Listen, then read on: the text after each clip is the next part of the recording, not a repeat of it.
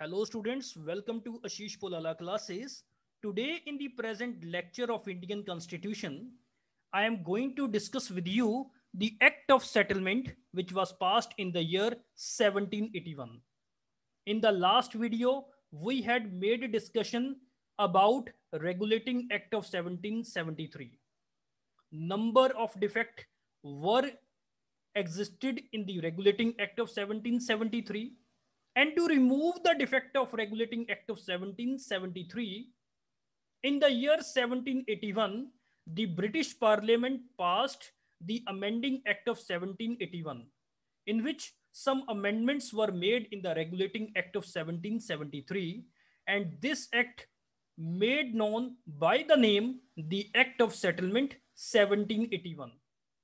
This act made the following changes in the Regulating Act of 1773. The first amendment which was made by the Act of Settlement was it exempted the Governor General and the Council from the jurisdiction of the Supreme Court if they had done any act in their official capacity. Similarly, this Act of Settlement also exempted the servants of the company from the jurisdiction of the Supreme Court in respect of their official actions. Here it is very important to note that this Act of Settlement exempted the Governor General, Council and the servants of the company from the jurisdiction of the Supreme Court for their official actions. But if they had done any action not in their official capacity but in personal capacity, then they were not exempted from the jurisdiction of the Supreme Court at Calcutta. The second amendment which was made by the Act of Settlement, that it excluded the revenue matters and all the matters arising in the collection of revenue from the Supreme Court at Calcutta. Okay. Thirdly, this act provided that Supreme Court at Calcutta was to have jurisdiction over the inhabitants at Calcutta. That means to say all the persons who were the inhabitants of Calcutta who were residing at Calcutta were under the jurisdiction of the Supreme Court at Calcutta. But it is very important to note that this Supreme Court at Calcutta administer the justice to the inhabitants according to their personal laws.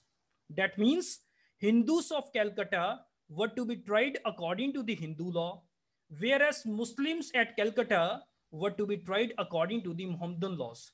That means to say, although this act extend the jurisdiction of the Supreme Court to all the inhabitants of Calcutta, but it did not make any type of interference in respect of their personal laws. That means Hindus were to be tried according to the Hindu law and Muslims were to be tried according to the Mohammedan law.